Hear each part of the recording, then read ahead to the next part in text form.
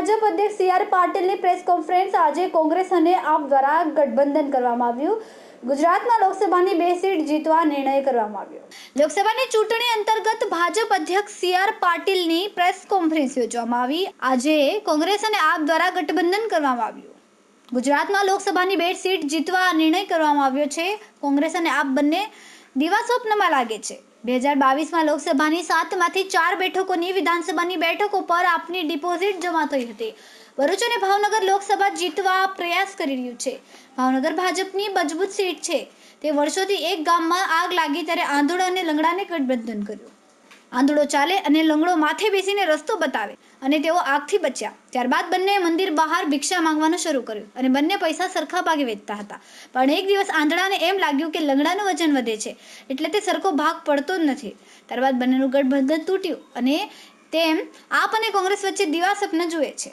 126 બેઠકો પર આપની ડિપોઝિટ જપ્ત થઈ હતી। માત્ર 2 ઉમેદવારનું ગઠબંધન થયું તે જ બતાવે છે આપની તાકાત કેટલી છે। કોંગ્રેસે 44 સીટ પર ડિપોઝિટ ગુમાવી હતી। 2022માં વિધાનસભા ચૂંટણી બાદ ગુમ થયેલા લોકો હવે પરત આવે છે, જેને લોક નવ જાણે છે। ભારતીય જનતા પાર્ટી ગુજરાતની દરેક લોકસભાની બેઠક 5 લાખ મતોના માર્જિન સાથે જીતવાની તૈયારી રાખે છે। આપ અને કોંગ્રેસનું ગઠબંધન સફળ થાય તેવું લાગી રહ્યું નથી। રાહુલ ગાંધી પહેલા ભારત જોડો યાત્રા લઈને નીકળ્યા હતા, તેની અસર થઈ ન હતી।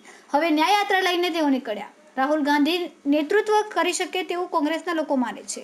ભાજપ 26 લોકસભાની સીટ પીએમ મોદીના નેતૃત્વ હેઠળ અને તેમને લોકોના પૂરા કરેલા વાયદા અનુસાર ચૂંટણી લડશે અને જીતશે।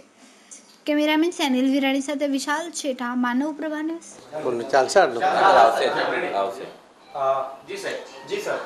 નમસ્કાર મિત્રો, આજે કોંગ્રેસ અને આપ દ્વારા ઇન્ડી ગઠબંધન એમના દ્વારા ગુજરાતની અંદર લોકસભાની 2 સીટ જીતવા માટે નિર્ણય લેવામાં આવ્યો છે। મને એવું લાગે છે કે કોંગ્રેસ અને આપ બંને હજુ પણ દીવા સ્વપ્નમાં રાચે છે। વાસ્તવિક ભૂમિ પર આવવા માટેની એમની તૈયારી નથી। ચૈતર વસાવા કે આપને ભરૂચની સીટમાં ફક્ત 13% મત મળ્યા હતા અને ભારતીય જનતા પાર્ટીને 51% મત મળ્યા હતા। કોંગ્રેસને લગભગ 25-26% મત મળ્યા હતા। બંનેના મતો ભેગા કરીએ તો પણ લગભગ 13% મત ભારતીય જનતા પાર્ટીના વધારે છે। અને જો આપની વાત કરીએ તો આપમાં ચૈતર વસાવા સિવાય બાકીની એટલે કુલ 7માંથી 4 વિધાનસભામાં આપની ડિપોઝિટ જમા થઈ ગઈ હતી। એટલે આ પ્રકારનો એનો રિપોર્ટ છે કે 7માંથી 4માં એની ડિપોઝિટ જમા થઈ અને છતાં આ ગઠબંધન કરીને એમણે 2 સીટ ઉપર ભરૂચ લોકસભા અને ભાવનગર લોકસભામાં જીતવા માટેનો એક પ્રયત્ન કરી રહ્યા છે। ભાવનગરની સીટ પણ અમારી મજબૂત સીટ છે। વર્ષોથી અમે સતત એને જીતતા આવ્યા છે। ત્યાં પણ અમારું ખૂબ સારું એ વાતાવરણ છે। પણ મને એક વાત યાદ આવે છે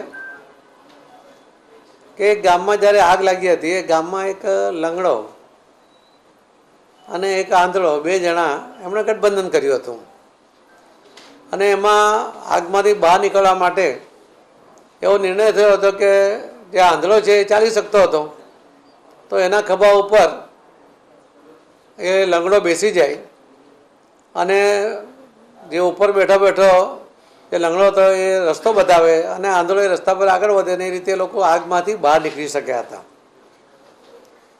પછી અમને લાગ્યું કે એમનું ગઠબંધન સારું છે, સફળ છે અને એટલા માટે એમણે મંદિર ઉપર ભિક્ષા માંગવાનું શરૂ કર્યું અને ભિક્ષા માંગતી વખતે જે પૈસા આવતા હતા એમાંથી એ લોકો બંને સરખા ભાગે વેચી લેતા હતા। પણ ધીમે ધીમે જ્યારે એ જે આંધળો હતો એને લાગ્યું કે હું જેનું વજન ઉપાડું છું એનું વજન વધી રહ્યું છે, એનો મતલબ છે કે જે ભાગ સરખો પડતો નથી અને વિશ્વાસઘાત થઈ રહ્યો છે। એટલે આંધળા અને બહેરાનો જે વિશ્વાસઘાત થયો હતો એવો જ સ્થિતિ અહીંયા પણ થવાની છે। અહીંયા પણ આંધળા અને બહેરા 2 જણા ભેગા થઈને ગુજરાત જીતવા માટેના દીવા સ્વપ્નમાં રાચી રહ્યા છે।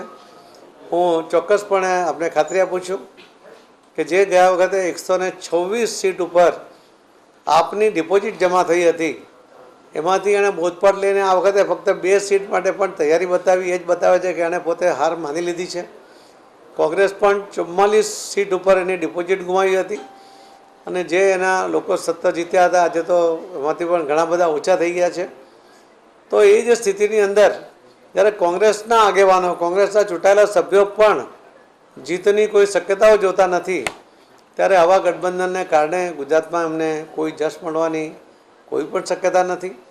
અમારા વિડીયોની નવી અપડેટ મેળવવા માટે સબસ્ક્રાઇબ કરો માનવ પ્રભા ન્યૂઝ ચેનલને. બેલ આઇકન ક્લિક કરો લેટેસ્ટ વિડીયો સૌથી પહેલા મેળવવા માટે.